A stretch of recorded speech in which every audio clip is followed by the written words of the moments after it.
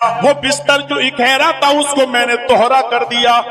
میں نے لیٹ کر دیکھا آپ کو کیسے نیند آتی ہوگی, وہ تو کافی چبھ رہا تھا, کافی گڑ رہا تھا, میں نے اس کو توہرا کر دیا. فرمایا عائشہ ایسا مت کرو, جیسا بستر پہلے بچھاتی تھی اسی طرح بچھاؤ, بستر کو اکھیرا رہنے دو, میری پیٹھ پر گڑتا ہے تو گڑنے دو, میری پیٹھ پر چبھتا ہے تو چبھنے دو. جب بستر گڑتا تھا چبھتا تھا تو میری آنکھ کھل جاتی تھی اور میں رات میں اٹھ کر تہجد کی نماز پڑھ لیا کرتا تھا, اللہ کو یاد کر لیا کرتا تھا. عائشہ آئندہ بستر اسی طرح بچھاؤ, میرے لیے آرام کا ایسا انتظام نہ کرو کہ بستر پر مجھے نیند آ جائے. پورے دنیا کا محافظ رحمت اللہ, ایک گھوڑا دیا جائے گا جو بجلی سے بھی زیادہ تیز رفتار سے چلے گا.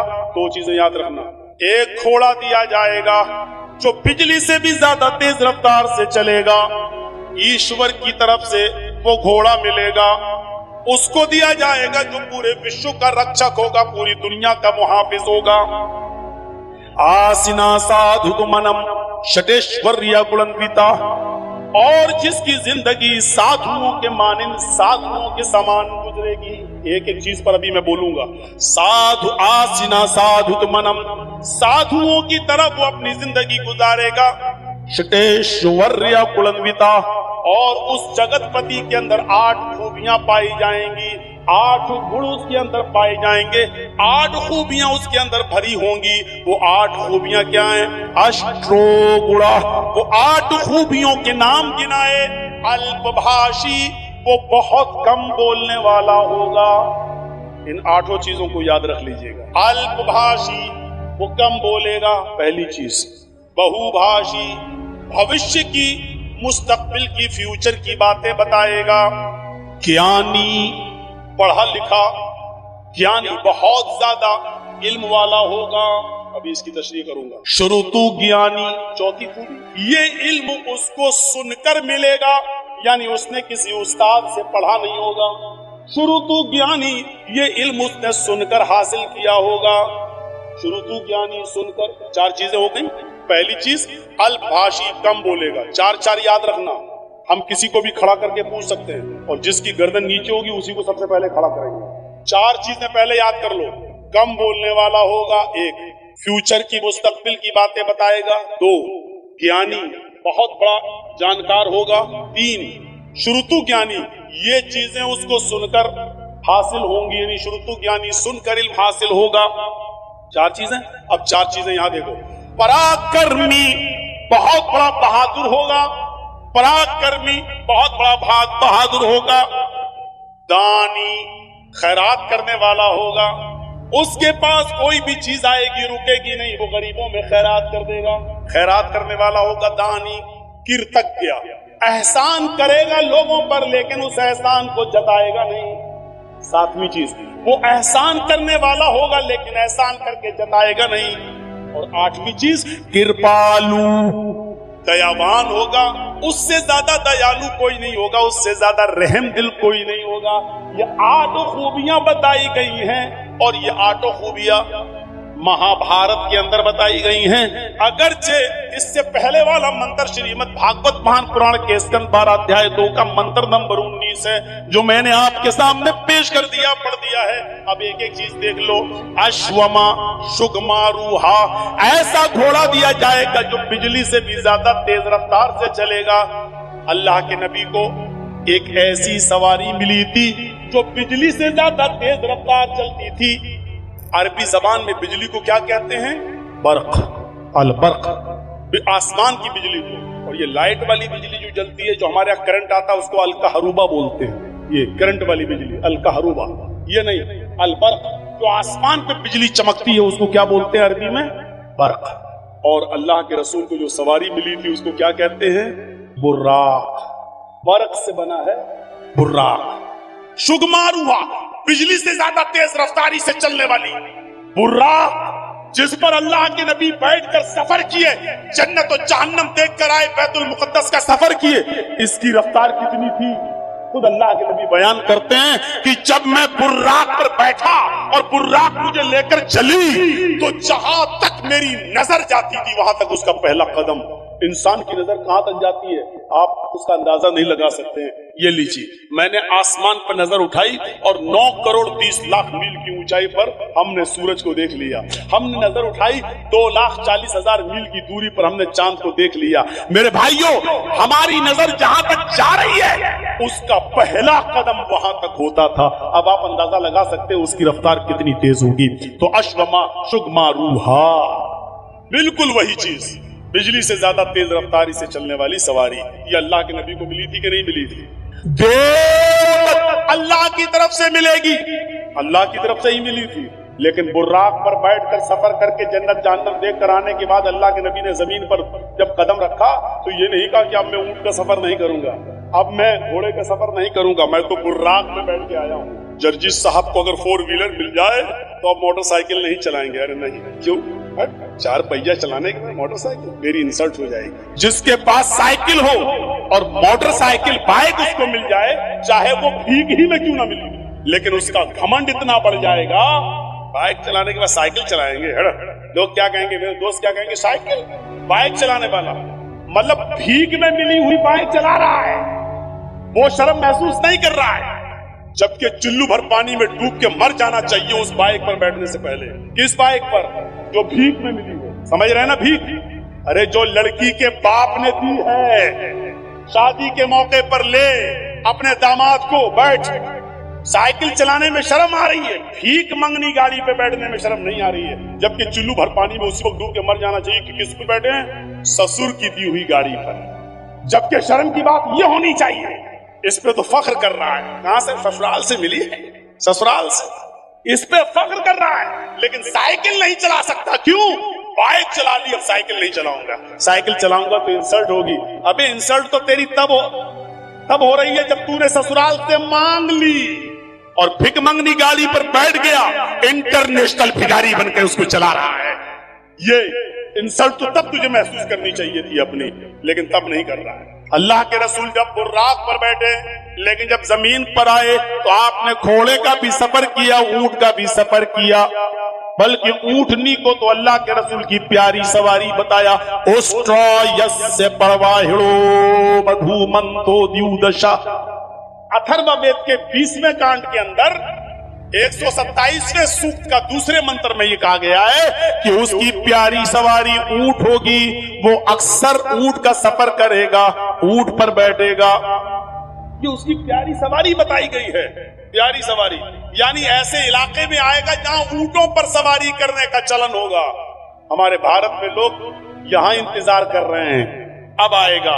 उसको बताया गया ऊंट वाले जमाने में आएगा। यहां लोग 4 व्हीलर में फॉर्च्यूनर इस्तेमाल कर रहे हैं, यहां इंतजार कर रहे हैं कि आखिरी नबी यहां आएगा, यहां आएगा। जबकि बताया गया मरुस्थल निवासी ने, वो रेगिस्तान में आएगा, क्योंकि ऊंट रेगिस्तान में ही सबसे ज्यादा तेजी के साथ दौड़ता है और रेगिस्तान का जहाज कहा जाता है ऊंट को। उस बस्ती में आएगा जहां रेत होगी, जहां रेगिस्तान होगा, जजीरा होगा, वहां वो आएगा। और यहाँ भारत में लोग इंतजार कर रहे हैं कि वो भारत में आएगा, जबकि उनकी किताबें कह रही हैं मरुस्थल निवास ने, वो मरुस्थल में निवास करेगा, वो मरुस्थल में आएगा। हाय गिरजानाथ मरुस्थल निवासी ने, उसका मरुस्थल में आएगा और रेगिस्तानी इलाके में आएगा। उस्ट्रॉयस और उसकी प्यारी सवारी ऊंट होगी, वो ऊंट के ऊपर बैठेगा।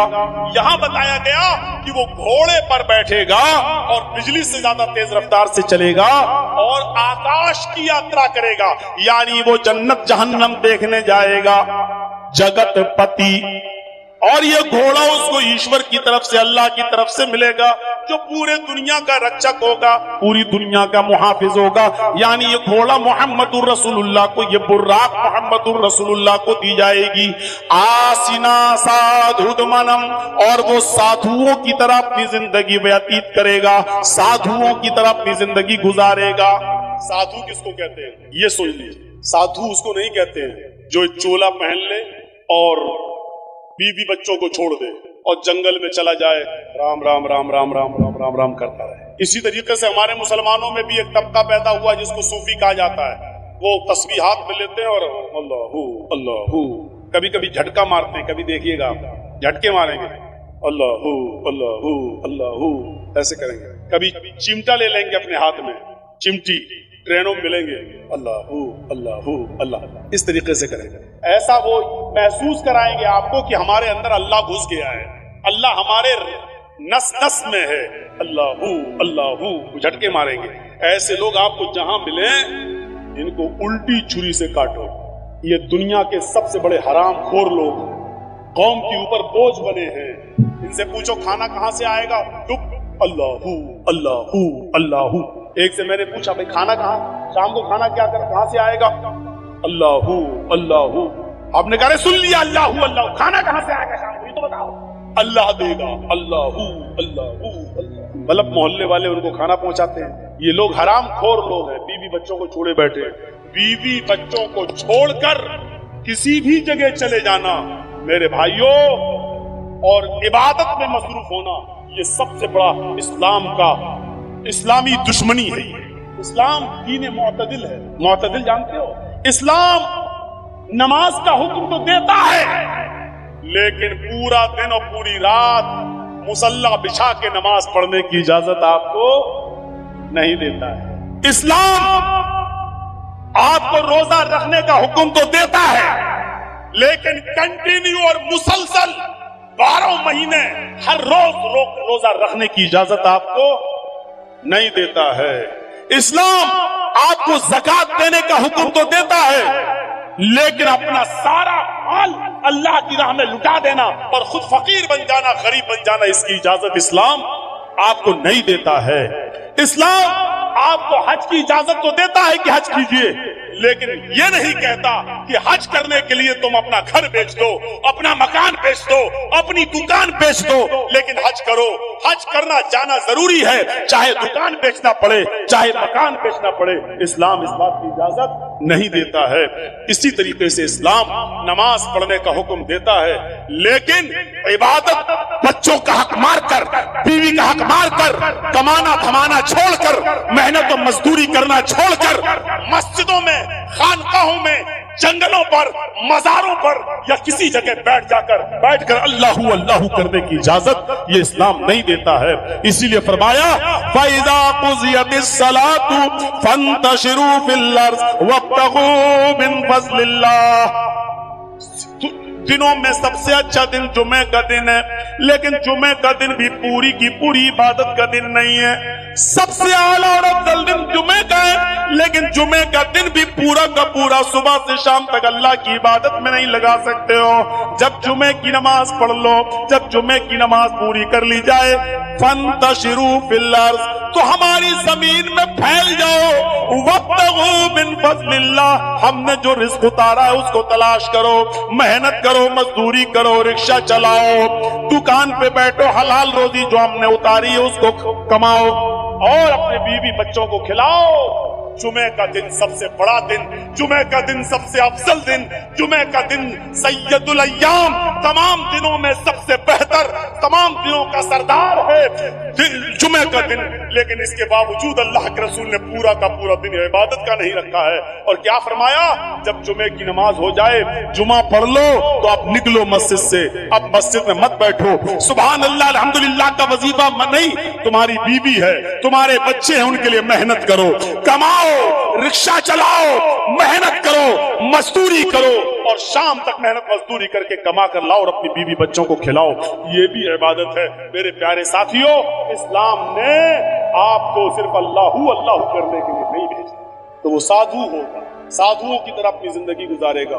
سادھو اس کو کہتے ہیں جس کے پاس کسی چیز کی کمی نہ ہو، نہ دولت کی، نہ زمین و جائیداد کی، جس کے پاس سب کچھ ہو لیکن اس نے اپنے اوپر خرچ نہ کیا ہو بلکہ اس کو غریبوں اور مسکینوں پر خرچ کر دیا ہو. سادھو کس کو کہتے ہیں؟ سن لیجیے، سادھو نہیں ہے یہ آپ جن کو سمجھ رہے ہیں، آسا رام ہوں، رام رحیم ہوں، بابا رام دیو ہوں یا ہمارے یو پی والے ہوں، یہ سادھو نہیں ہے.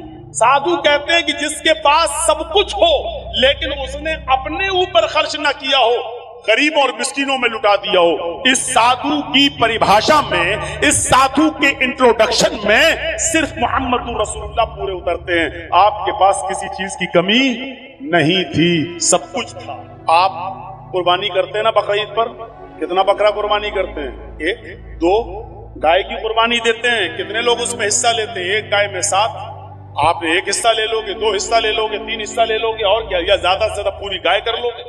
क्या कभी किसी को सुना है कि उसने 100 बकरे कुर्बानी किए हो? नहीं। अल्लाह के रसूल सल्लल्लाहु अलैहि वसल्लम ने 100 ऊंट कुर्बान किए थे बकरीद के दिन 10वीं जिलहिज्जा को। कितने ऊंट? 100। और ऊंट नहीं, सुर्ख ऊंट। अरब के अंदर सुर्ख ऊंट की बहुत कीमत है। जो लोग अरब में रहते हैं उनको मालूम है, सुर्ख ऊंट बहुत कीमती होता, बहुत महंगा होता है। जैसे आपके यहाँ कोई बकरा जिसकी खाल पर अगर अल्लाह लिखा हुआ आ जाए या मोहम्मद लिखा हुआ आ जाए तो उसकी कीमत बढ़ा दिया जाता है, तो बढ़ जाती है 1.5 लाख, 2 लाख, 2.5 लाख। एक मर्तबा मैं मार्केट में गया तो आदमी दिखाने लगा कि उसमें लिखा ये मोहम्मद लिखा है। हमने कहा चलिए होगा, लिखा होगा, चलिए कीमत क्या है? कहता है 2.5 लाख। मैंने कहा क्यों? कहलेगा मोहम्मद लिखा है। मैंने कहा अच्छा ऐसा करो कि बकरा मुझे दे दो जितने का है, खाल में तुम्हें दे दूंगा। मैं क्या करूंगा? तो मैंने कहा मैं क्या करूंगा? क्या इस खाल को हम अपने घर रख सकते हैं? इस पर भी गरीब का हक है। क्या बकरे को ज़िबा करने के बाद ये खाल हमारी 2 लाख में बिकेगी, 1.5 लाख में बिकेगी? कहता वो मैं नहीं जानता हूं, मोहम्मद लिखा है, 2.5 लाख का बकरा। मैंने कहा मैं कह तो रहा हूं कि खाल तू बेच देना जितने की बिके, बकरा 10,000 में हमें दे दे, 12,000 में हमें दे दे। कहने लगे जाइए मौलाना साहब आप हमारा रेट क्यों ऊपर कर रहे हो? लोगों ने एक फजूल की बहस बढ़ा दी। इस पर अल्लाह लिखा है तो इसकी कीमत बढ़ गई, मोहम्मद लिखा है तो इसकी कीमत, जिस पर ये चीजें लिखी हुई हो और कम कर दो उसकी।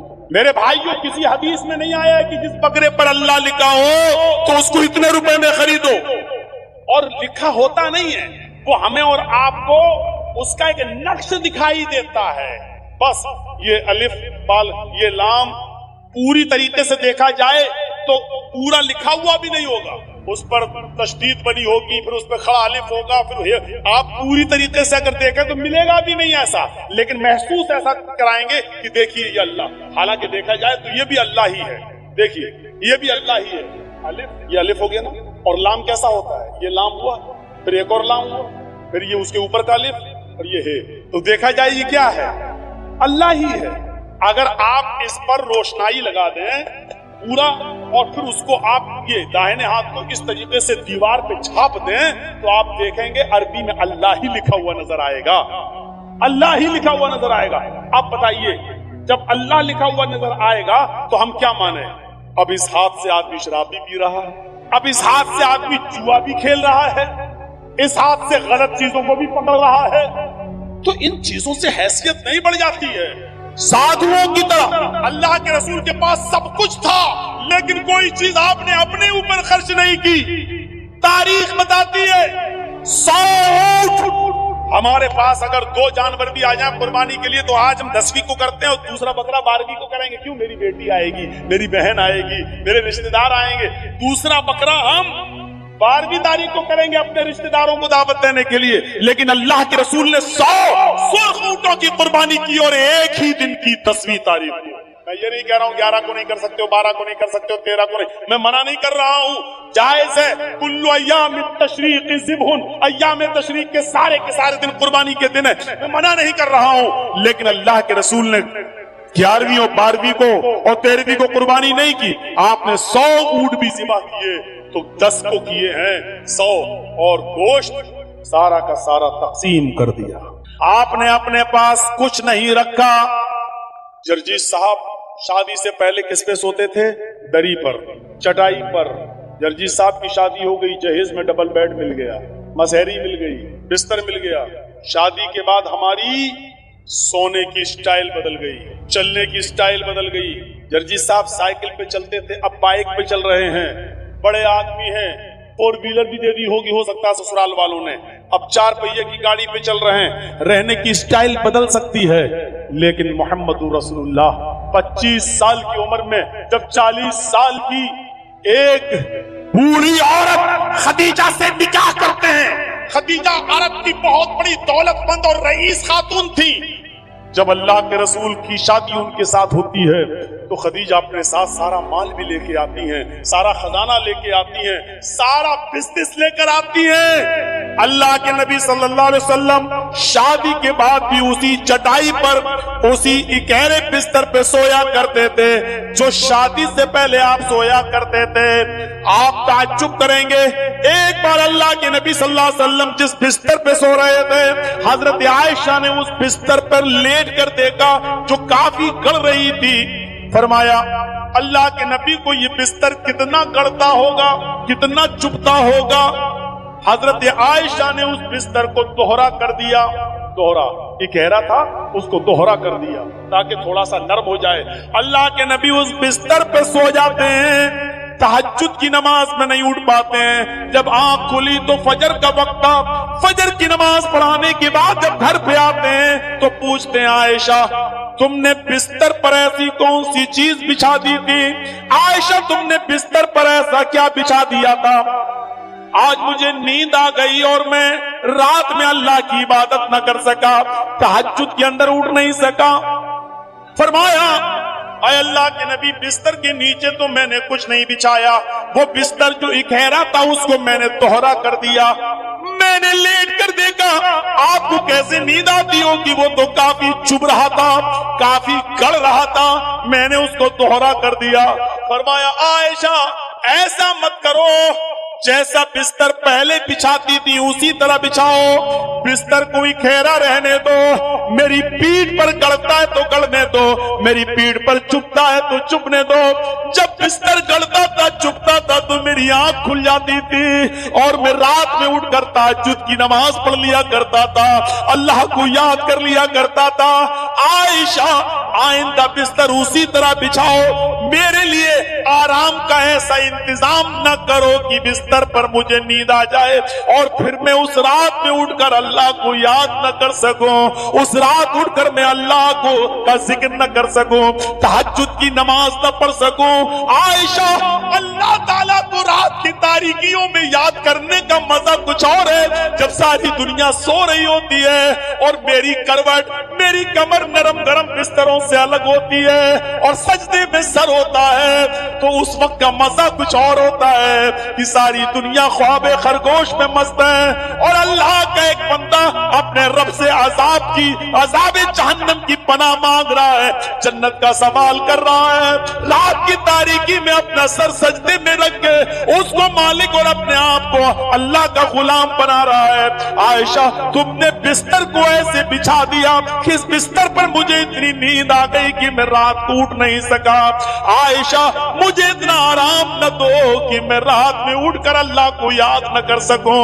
رہنے سہنے میں شادی کے بعد بھی کوئی فرق نہیں آیا، یہاں تو شادی کے بعد بستر بدل جاتے ہیں، رہن سہن کی سٹائل بدل جاتی ہے، رہنے سہنے کا طریقہ بدل جاتا ہے، اس میں پروموشن ہو جاتا ہے، ترقی ہو جاتی ہے۔ لیکن محمد رسول اللہ کی زندگی پہ نظر ڈالو کہ اللہ کے نبی نے شادی سے پہلے جس بستر پہ لیٹتے تھے شادی کے بعد بھی اسی بستر پر، جبکہ خدیجہ کی دولت نبی کے قدموں پہ تھی لیکن اللہ کے نبی نے خدیجہ کی دولت کو اپنے اوپر استعمال نہیں کیا۔ خدیجہ جو دولت لے کر آئی اس دولت کو بھی اللہ کے رسول نے دین کے کام میں غریبوں اور مسکینوں میں لٹا دیا۔ میرے بھائیوں ہمیں دیکھنا ہے کہ سادھو کون ہے۔ سادھو اس کو کہتے ہیں جس کے پاس سب کچھ ہو، دولت کی کمی نہ ہو لیکن اس نے اپنے اوپر کوئی چیز خرچ نہ کی ہو، سب غریبوں اور مسکینوں میں لٹا دیا ہو۔ اس تعریف کا صحیح حقدار صرف جناب محمد رسول اللہ صلی اللہ علیہ وسلم ہے۔ آپ کے پاس کس چیز کی کمی؟ لوگ کہتے بہت غریب تھے، یہ نہیں، اللہ کے رسول سے زیادہ کوئی امیر تھا؟ اللہ نے کہا تھا کہو تو اس پہاڑ کو ہم سونے کا بنا دیں، اور یہ احد پہاڑ جب سونے کا بن جائے تو جہاں آپ چلیں یہ پہاڑ بھی آپ کے ساتھ چلے۔ لیکن اللہ کے نبی نے اللہ تعالیٰ کے اس فرمان کو، اس گزارے اللہ تعالیٰ کے اس حکم کو نافذ ہونے کے بعد منع کر دیا کہ نہیں نہیں اے اللہ مجھے دنیا میں آرام نہیں، سونا نہیں چاہیے، چاندی نہیں چاہیے، بلکہ آپ نے فرمایا اللہم اجعلنی فی حیاتی مسکینا، اے اللہ دنیا میں مجھے جتنے دن زندہ رکھ، مسکین بنا کے زندہ رکھنا۔ اے اللہ जब मुझे मौत आए तो हालत मिस्कीनी में मुझे मौत आए, और अल्लाह कल कयामत के दिन जब मैं उठाया जाऊं तो फकीरों में और मिस्कीनों ही में मैं उठाया जाऊं। ये अल्लाह के रसूल की दुआ थी, जबकि अल्लाह ताला तो बहुत पहाड़ को सोने का बनाने के लिए तैयार था। नबी अकरम जहां चलते पहाड़ आपके साथ साथ चलता, लेकिन अल्लाह के रसूल ने पहाड़ को सोने का बनाने से मना कर दिया और कहा कि मुझे दुनिया के ऐशो आराम नहीं चाहिए। हजरत अब्दुल्ला इब्न उमर ने बिस्तर पर लेटकर देखा तो कहा अल्लाह के नबी ये क्या है। जब अल्लाह के नबी उस बिस्तर पर सो के उठे तो देखा कि उस निशान पड़ गए। आप किसी खुरदुरी चटाई पर लेटिए, नंगी पीठ, जब आप उठेंगे तो चटाई के निशान आपकी पीठ पर पड़ जाएंगे। अल्लाह के नबी की पीठ पर जब निशान पड़े तो हजरत अब्दुल्ला इब्न उमर ने जब ये देखा तो चीख पड़े, ऐ अल्लाह के रसूल, आप तो यहूद और नसारा तो नरम गरम बिस्तर पर सोए और आप जो है ऐसी चटाई पर जिससे आपके निशान पड़ जाएं। नहीं नहीं, आज के बाद आप इस चटाई पर नहीं सोएंगे। आपने कहा फिर लकवतान, आज हम आपके लिए एक नरम गरम बिस्तर बना देंगे, नरम गरम गद्दे का इंतजाम कर देंगे, आप उसके ऊपर सोना। अल्लाह के नबी सल्लल्लाहु अलैहि वसल्लम ने फरमाया नहीं, आए अब्दुल्ला, मेरे लिए नरम गरम बिस्तर का इंतजाम मत करना। माली वली दुनिया माना फी दुनिया इल्ला कराकिबिन इस्तज़ल्ला तहत शजरा थुम्मा राहा।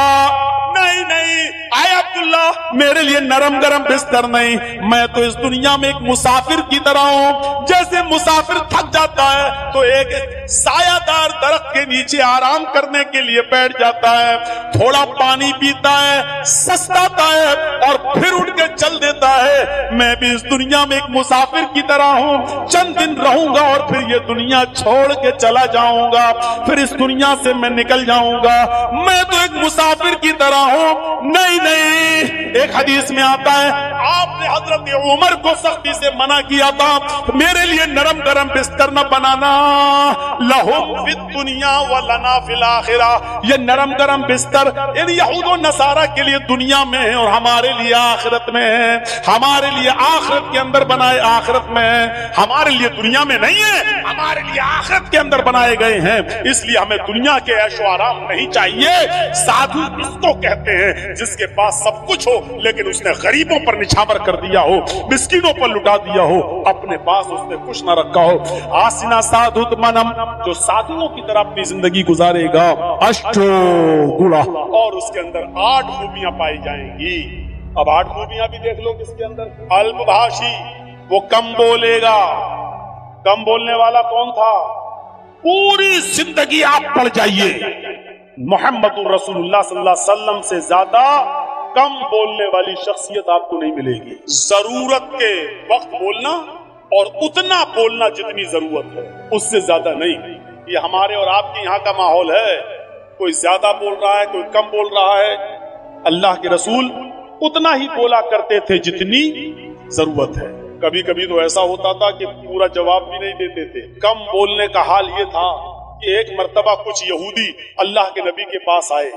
वो मुस्लिम शरीफ किताबुस्सलाम पढ़िए, चैप्टर, नबी अकरम के घर पे आए, दरवाजे को दस्तक दी, अल्लाह के रसूल ने दरवाजा खोला, यहूदियों ने सलाम किया। दर हकीकत वो सलाम नहीं था, बल्कि उस सलाम के अंदर छिपी हुई बद्दुआ थी। उन यहूदियों ने आते ही कहा अस्सलामु अलैकुम या रसूल अल्लाह, अस्सलामु अलैकुम। क्या कहा? अस्सलामु अलैकुम, लेकिन कहा ऐसे, अस्सलामु अलैकुम या रसूल अल्लाह। आए अल्लाह के रसूल, आप पर मौत हो। अस्सलामु अलैकुम नहीं कहा उन्होंने, सलाम कियो, बल्कि क्या कहा? अस्सलामु अलैकुम, मौत हो आप पर, बर्बाद हो जाए आप। तो अल्लाह के रसूल सल्लल्लाहु अलैहि वसल्लम समझ गए, आपने सुन लिया। इन यहूदियों ने अस्सलामु अलैकुम नहीं कहा, बल्कि इन यहूदियों ने क्या कहा? अस्सलामु अलैकुम। तो अल्लाह के रसूल ने इतना कम जवाब दिया, मुख्तसर, चूंकि आप कम बोलते थे, आपने उसका बहुत ही शॉर्ट में जवाब दिया, वालेकुम। यहूदी झिलमिला गए। यहूदियों ने कहा अस्सलामु अलैकुम, मौत हो आप पर। आपने उसके जवाब में सिर्फ इतना कहा, वालेकुम, तुम पर हो, यानी जो तुम मुझ पर भेज रहे हो वो तुम पर हो। हजरत आयशा ने जब सुना तो उन्होंने अंदर से पर्दे की ओर से चीखते हुए कहा, वालेकुमुस्सलाम या यहूद व लानतुल्लाह। आए यहूदियों, मेरे शौहर पर तुम मौत भेजते हो, तुम पर मौत हो और अल्लाह की लानत हो। तो अल्लाह के रसूल ने हजरत आयशा को डांटा था और कहा था, आयशा ये तुमने गलत किया, आयशा तुम्हें ऐसा नहीं करना था। हजरत आयशा ने कहा, अल्लाह के रसूल आपने सुना नहीं, आप पर मौत भेज रहे हैं वो। अल्लाह के नबी ने कहा, आयशा क्या तुमने सुना नहीं मैंने उनको क्या जवाब दिया? उन्होंने कहा अस्सलाम वालेकुम, मैंने कह दिया वालेकुम। जो उन्होंने मुझ पर भेजा मैं उनको भेज चुका हूँ, मैं उनको बोल चुका हूँ। तुमने अपनी तरफ से ज्यादती की है, गलत किया, जाओ माफी मांगो तुम। मेरे प्यारे साथियों, तसव्वुर करें आप अल्लाह के नबी कितना कम बोलते थे। कम बोलने को अपनी आदत बनाइए, जरूरत के तहत बोलिए, क्योंकि जबान से ही अक्सर गुनाह होते हैं। ज्यादा जबान इस्तेमाल करोगे फिसलेगी। इसलिए हजरत अबू बकर सिद्दीक कभी कभी कान में मिसवाक लगाते थे। यह मिसवाक, नमाज का टाइम हुआ, मिसवाक किया, फिर कान में लगा लिया। इस मिसवाक को एक बार अपने दाहिने हाथ में पकड़े और जबान खींच रहे थे ऐसे, और मिसवाक जबान पे मार रहे थे ऐसे। हजरत उमर ने कहा, ये क्या कर रहे हो? कहा, इस जबान को सजा दे रहा हूं। कहा, किस बात की? यही ज्यादा बोलती है, इसको औकात में रख रहा हूं, इसको बता रहा हूं, देख अगर ज्यादा बोलने का काम तूने किया तो तेरी पिटाई लगेगी इस मिसवाक से। ऐसा मैं इसलिए कर रहा हूं ताकि जबान हमारी कंट्रोल में रहे, क्योंकि अक्सर लोग जहन्नम में जबान की वजह से जाते हैं। यही वजह थी कि अल्लाह के नबी सल्लल्लाहु अलैहि वसल्लम ने जन्नत में जाने वाले लोगों की जब एक लिस्ट तैयार की तो उन नौजवानों को नहीं भूला।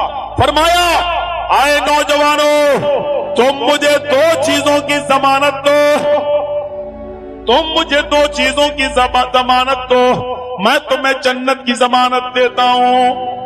मैं यसमल्ली, कौन है जो मुझे दो चीजों की जमानत देता है?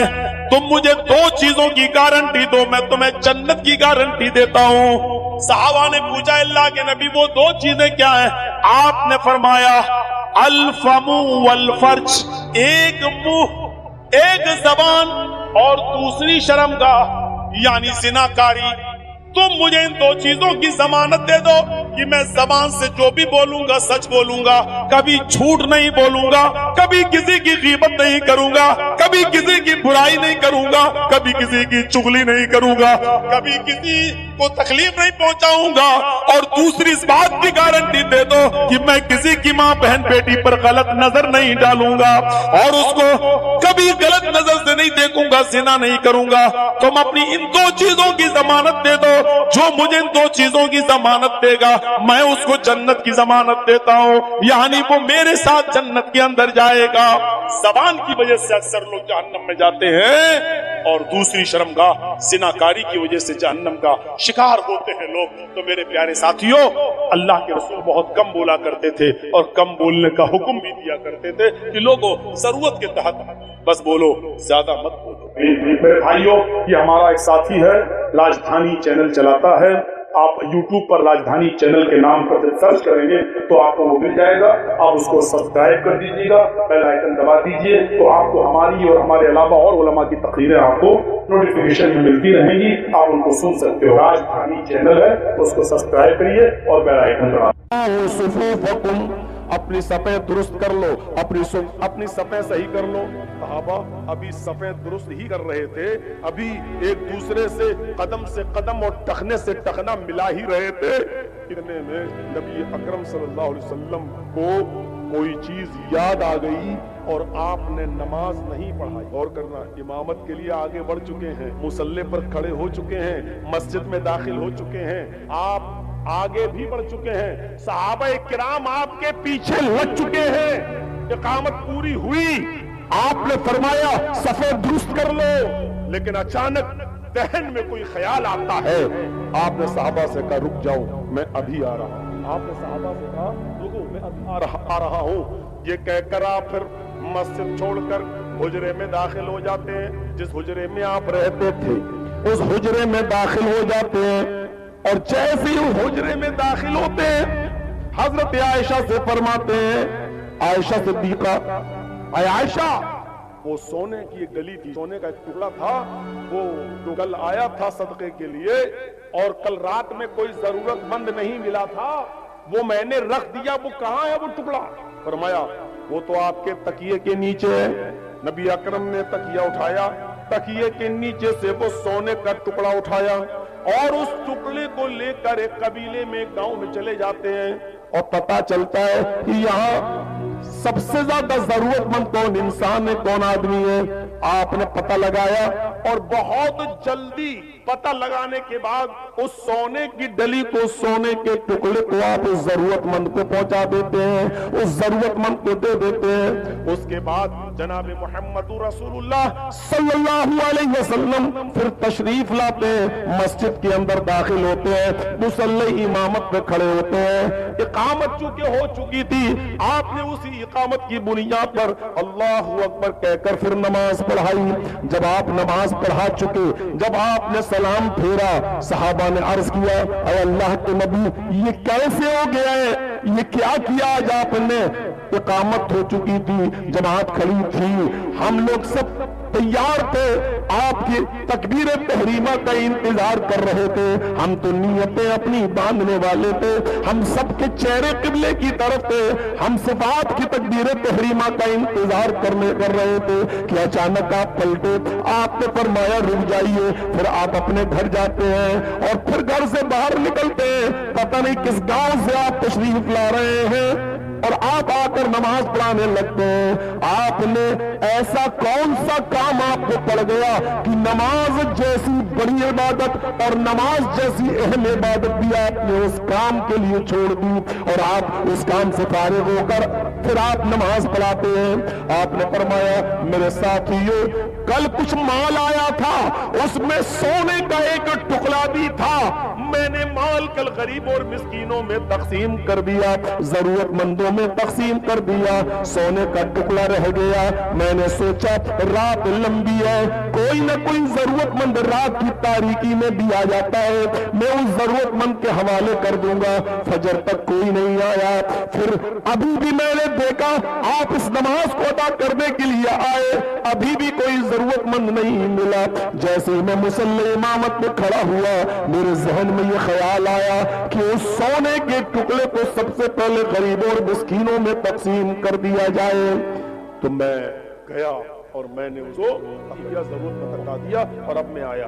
صحابہ کا سوال سنیے، اے اللہ کے رسول یہ کام تو نماز پڑھانے کے بعد بھی کر سکتے تھے، یہ کام تو آپ نماز پڑھانے کے بعد بھی تو کر سکتے تھے۔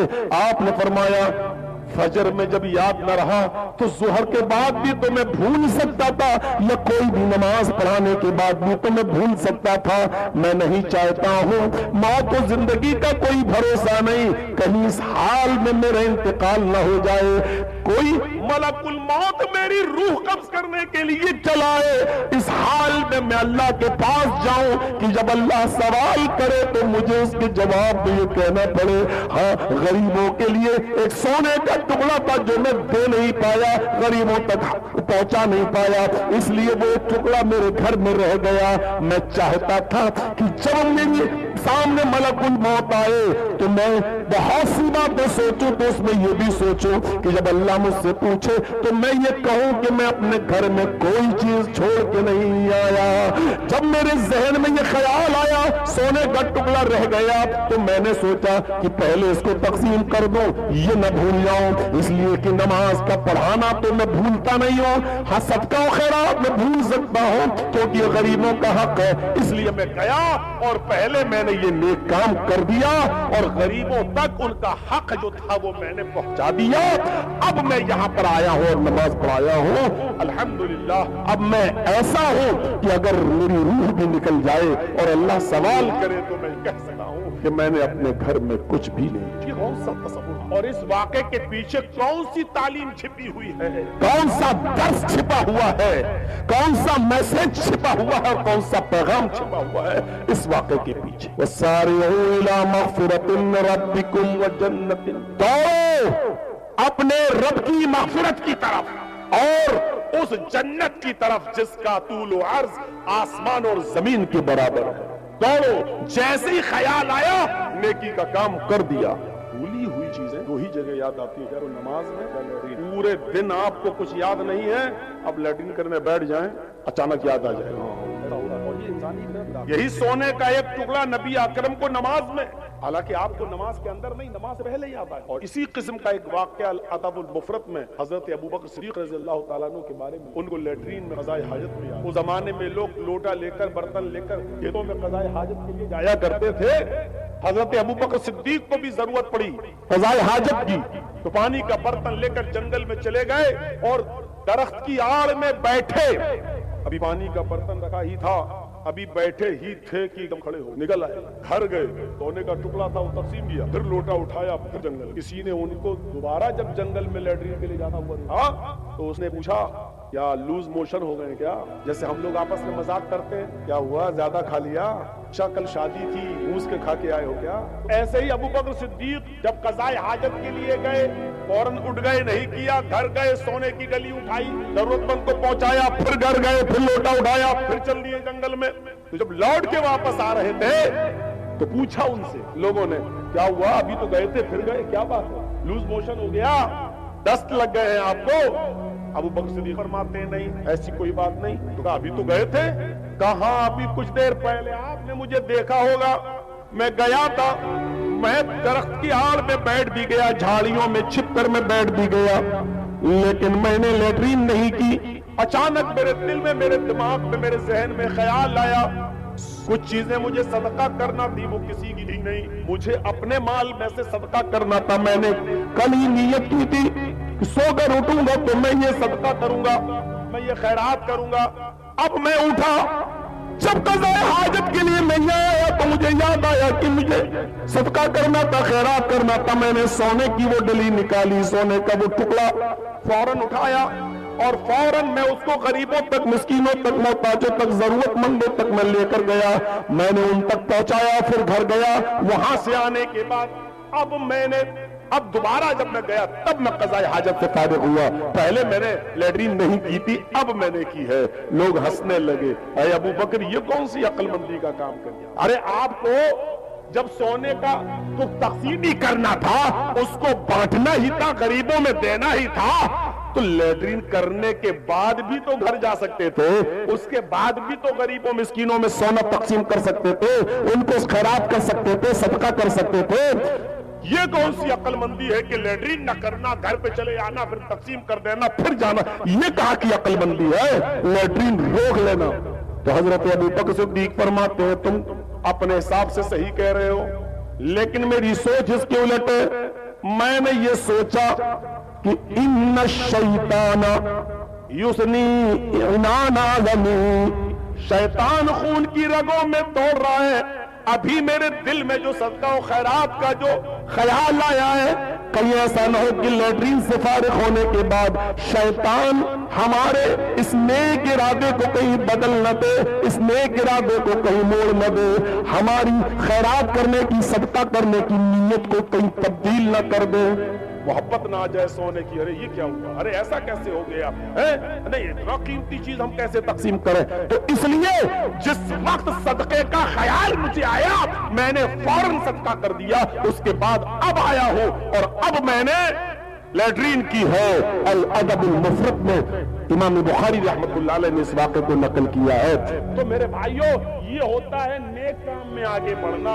जैसे ही जहन में ख्याल आया, जैसे ही मेरे दिमाग में ख्याल आया, फौरन उसी वक्त हम उस काम को कर जाएं, क्योंकि बाद में इरादे बदल जाते हैं। और ऐसे बहुत से लोग होंगे, सदका और खैरात करने का दिल होता है, लेकिन बाद में पता चला कि बेटा बीमार हो गया, अब नहीं, अरे यार चलो फिर देख लिया जाएगा, पहले हम अपने बच्चे को देखें, अरे चलो पहले हम इसको देखें। मेरे प्यारे साथियों, शैतान एकदम इरादे कुल मक़दूर और सारे इला मग़फ़िरतिन रब्बिकुम व जन्नतिन, अपने रब की मग़फ़िरत की तरफ और जन्नत की तरफ दौड़ो, उस जन्नत की तरफ जिसका तूल व अर्ज़ ज़मीन व आसमान के बराबर है।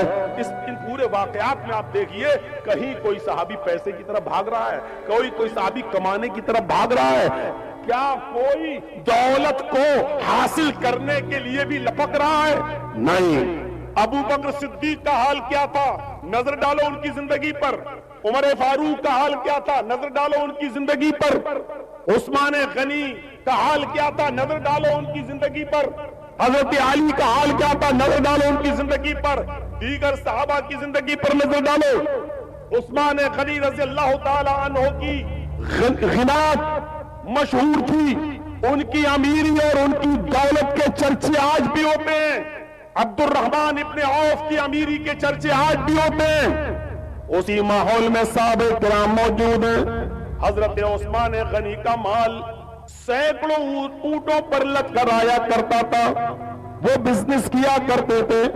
عبد الرحمن ابن عوف بھی بہت بڑے بزنس مین تھے، لیکن آپ صحابہ کرام کی زندگی پر نظر ڈالیں، ابو بکر موجود ہے، عمر موجود ہے، ابو ہریرہ موجود ہے، دیگر بہت سے صحابہ موجود ہیں، لیکن آپ دیکھیں گے کہ کوئی بھی صحابی دولت میں، مال میں، پیسوں میں حضرت عثمان سے آگے بڑھنے کی کوشش نہیں کر رہا ہے، عبد الرحمن ابن عوف سے آگے جانے کی کوشش نہیں کر رہا ہے۔ ہم اس لیے پیدا ہی نہیں ہوئے، آج ہیں کل چلے جائیں گے، مٹ جائیں گے۔ ہم کیوں مال و دولت میں کسی سے آگے بڑھے؟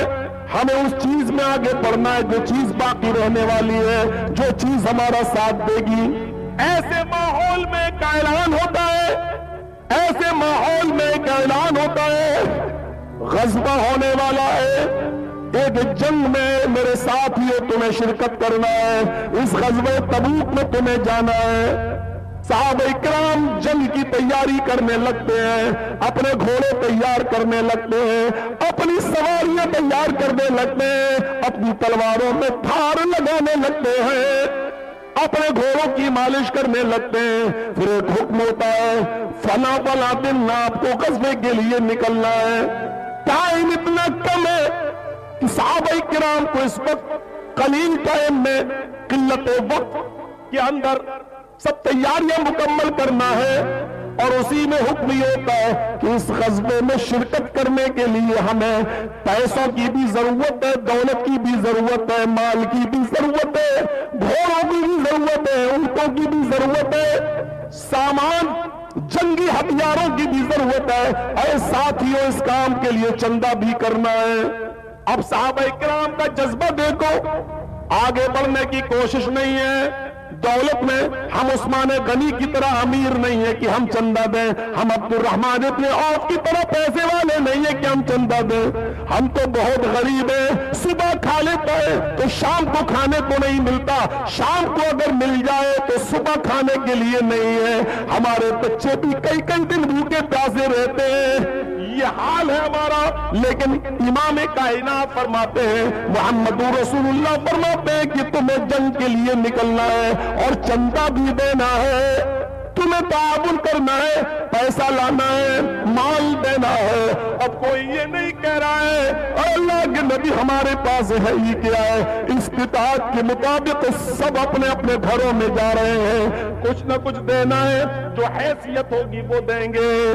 سب لگ گئے چندے کا انتظام کرنا ہے اس غزوے کے لیے جس کا اعلان کیا گیا ہے، غزوہ تبوک۔ اور غزوہ تبوک کوئی معمولی جنگ نہیں، جس بستی میں موجود ہیں اس بستی میں جنگ نہیں ہونا ہے، تقریباً یہاں سے 1200 کلومیٹر دور، تقریباً یہاں سے 1200 کلومیٹر دور، یہاں سے ٹرینوں کا دور نہیں ہے، ہوائی جہاز کا زمانہ نہیں ہے، اتنی دور کا سفر یا تو گھوڑوں سے طے کرنا ہے یا اونٹ پر بیٹھ کر طے کرنا ہے۔ اور جس جگہ صحابہ ہیں، جہاں رہ رہے ہیں، اس جگہ ان کی کھیتیاں ہیں، کھیتیوں کا عالم یہ ہے کہ کھجور کی فصل پک کر تیار ہو چکی، 2-4-6 دن میں یہ کٹے گی۔ صحابہ کرام کو اسی فصل کا انتظار رہتا تھا کہ اب یہ فصل کٹے گی، مارکیٹ میں بکے گی، اور اسی سے جو کمائی ہوگی وہی پورے سال خرچہ چلے گا۔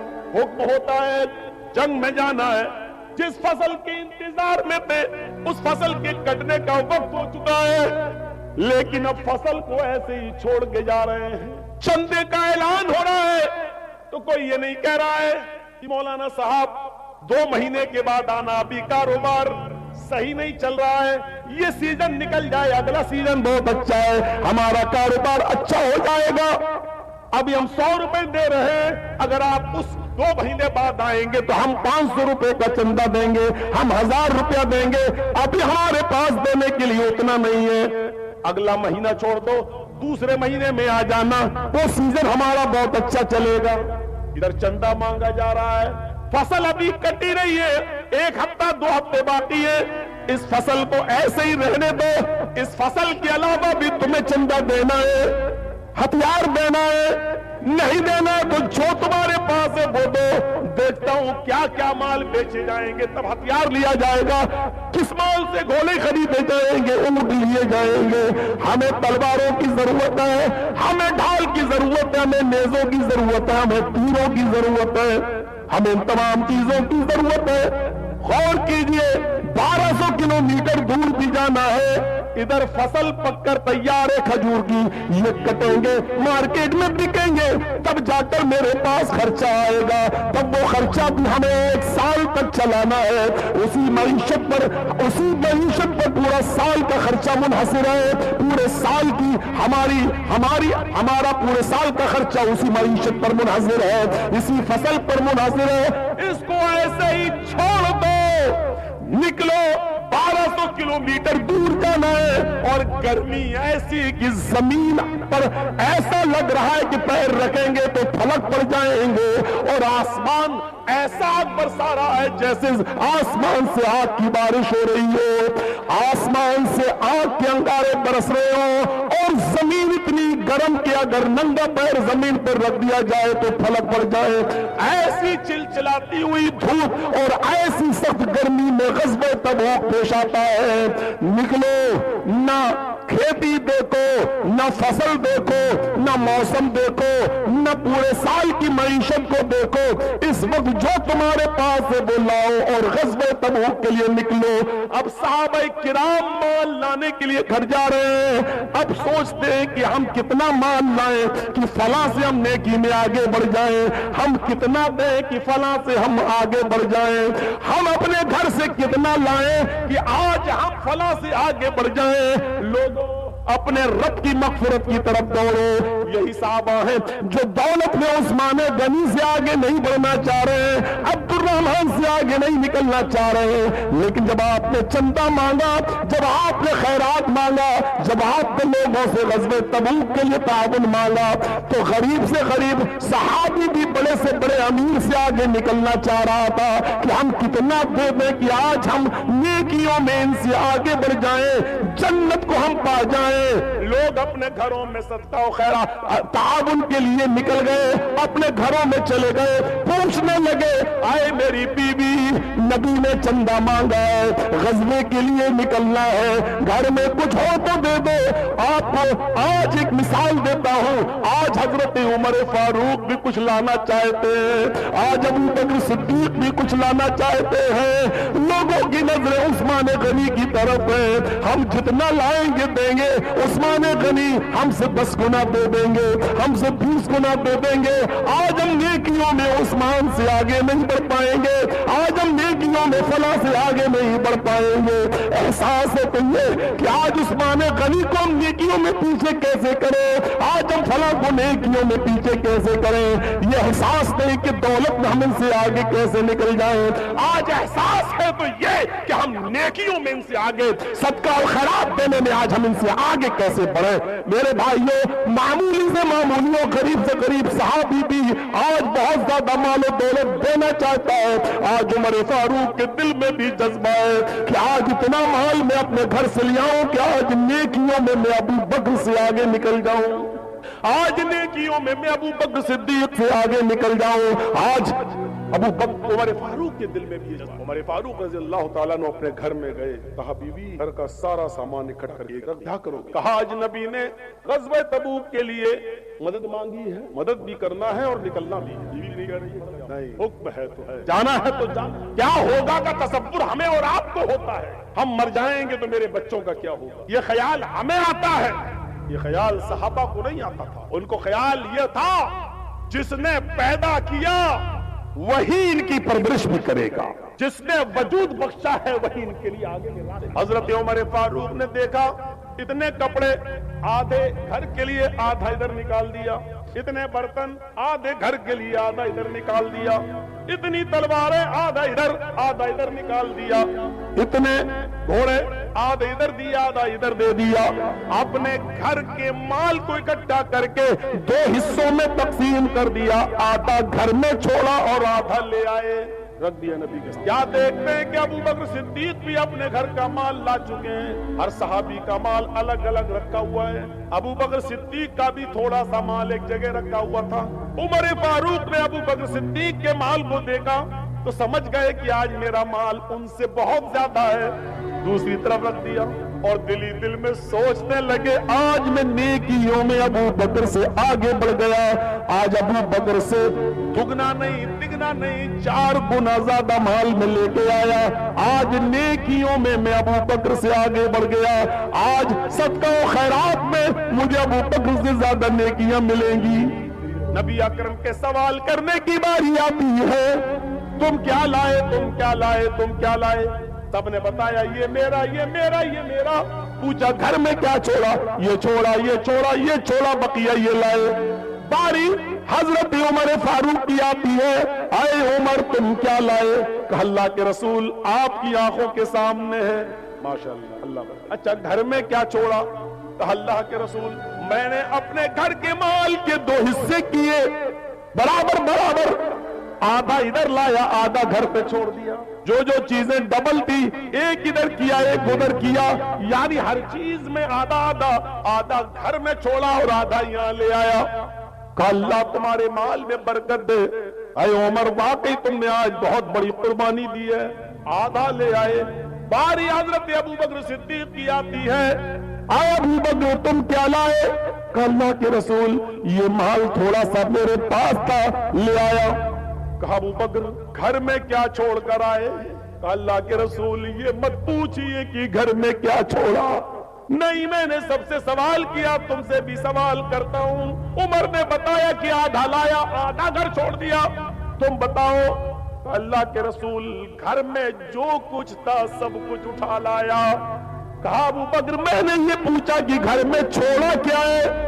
कहा घर में अल्लाह और उसके रसूल को छोड़ के आया हो, इसके अलावा घर में कुछ नहीं था, सबको ले आया, सामान यहाँ ले आया। पूरे घर की मेरी पूंजी यही है, पूरे घर की मेरी इनकम यही है, पूरे घर का मेरा सासा यही है। घर में सिर्फ अल्लाह और उसके रसूल की मोहब्बत को छोड़कर आया। अबू बकर सिद्दीक ने जब ये कहा कि मैं अपने घर का पूरा माल ले आया, घर में अल्लाह और उसके रसूल की मोहब्बत छोड़ी है, कुछ नहीं छोड़ा बस इसके अलावा। हजरत उमर फारूक चीख मार मार कर रोने लगे, दहाड़े मार मार कर रोने लगे। जिंदगी में पहली बार मेरे दिल में ख्याल आया कि आज मैं अबू बकर से नेकियों में आगे निकल जाऊंगा, लेकिन बाहर अबू बकर आज भी मेरे इरादों पे पानी फिर गया। आज मैं यकीन के साथ कहता हूं मैं पूरी जिंदगी में कभी भी आपसे नेकियों में आगे नहीं बढ़ सकता। मैं तो अपने घर का आधा लाया, आधा कम से कम घर पे भी छोड़ दिया, लेकिन आपने तो अपने घर का पूरा माल उठा लाया। जाहिर बात है कि जो अपने घर का पूरा माल ले आया हो और जो अपने घर का आधा, तो आधा माल वाला पूरे माल वाले का मुकाबला कहां कर सकता है? अगरचे माल आपका कम है लेकिन